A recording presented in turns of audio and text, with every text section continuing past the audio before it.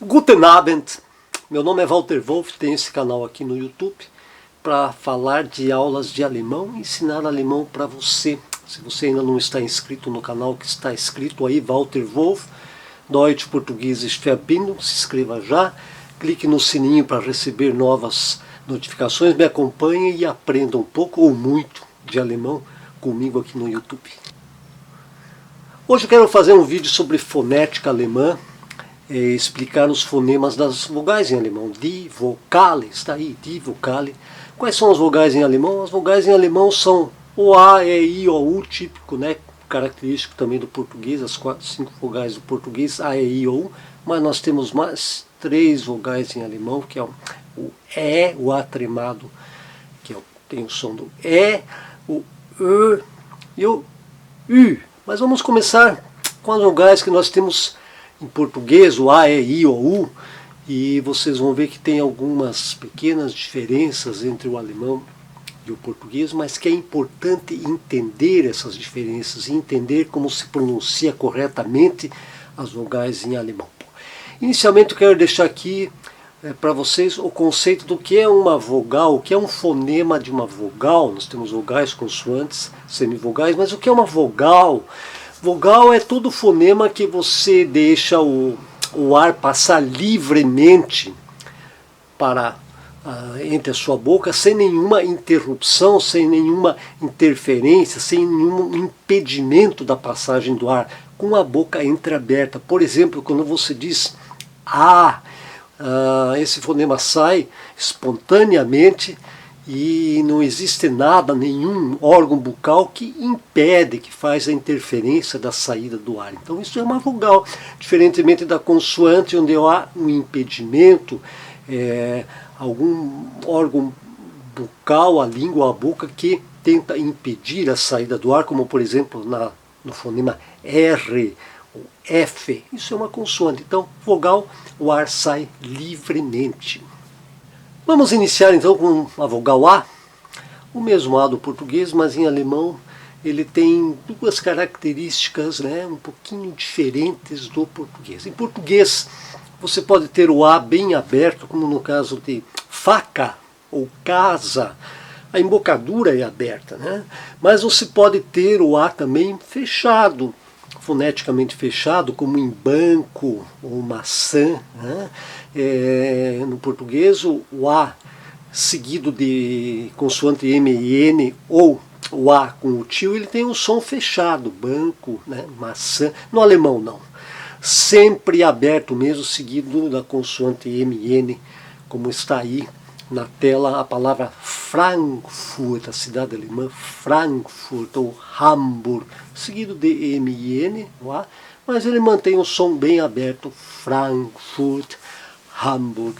E a outra característica que difere um pouco da vogal em português é que o A em alemão, não só o A, mas todas as vogais em alemão, elas podem ter o seu som breve ou longo. Puxa, mas o que é isso? Som breve ou longo? Bom, é exatamente isso. Ela pronunciada, um som breve um pouco mais curta, rapidamente, e o som longo um pouquinho mais esticado, não demasiadamente, mas você percebe a diferença. Isso é uma característica da língua alemã que não se conhece no francês, no inglês, no português, não. É uma característica do alemão.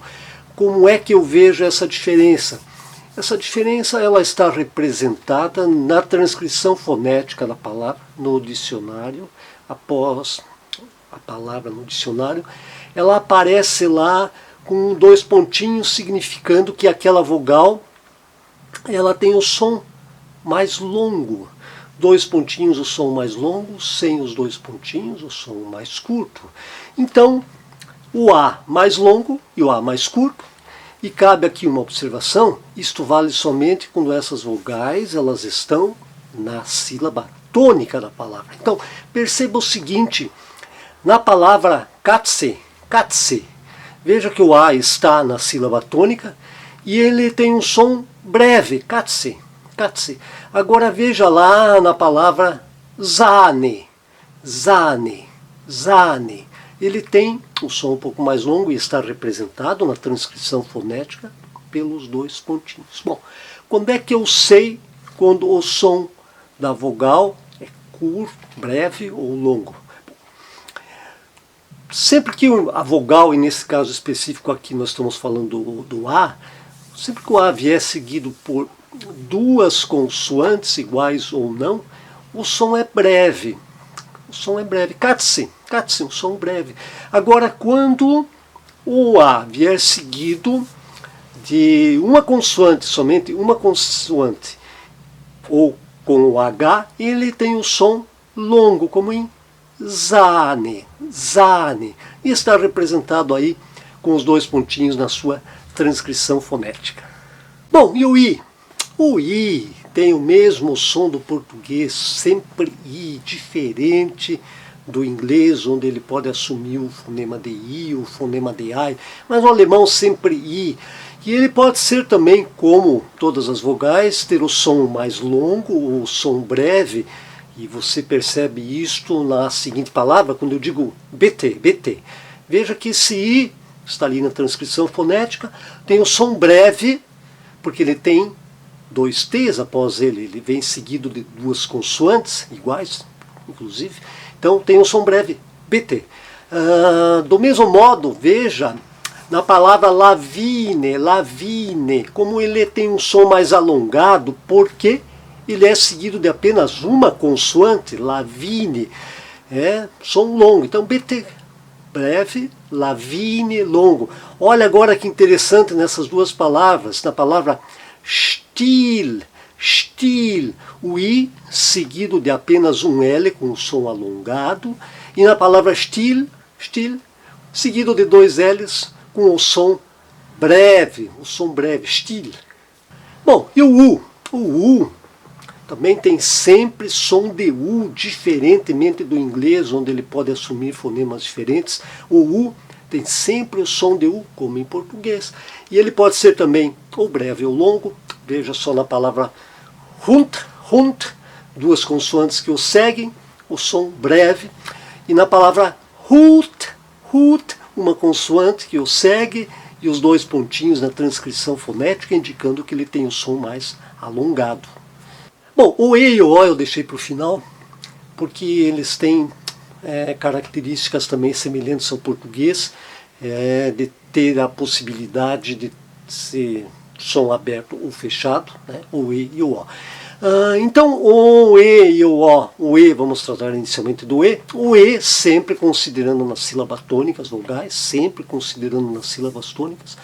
O E, sempre que ele vier seguido de duas consoantes, nós já vimos, ele é breve, mas ele também é aberto. Né? Ele é aberto, veja na palavra treffen, treffen.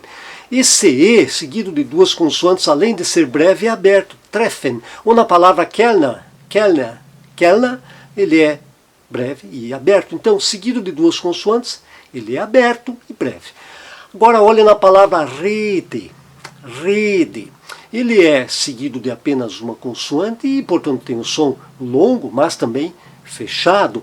Ou na palavra nehmen, que seguido de H sempre força a vogal a ser longa. Então, nehmen, no caso do E, torna-se longo e fechado.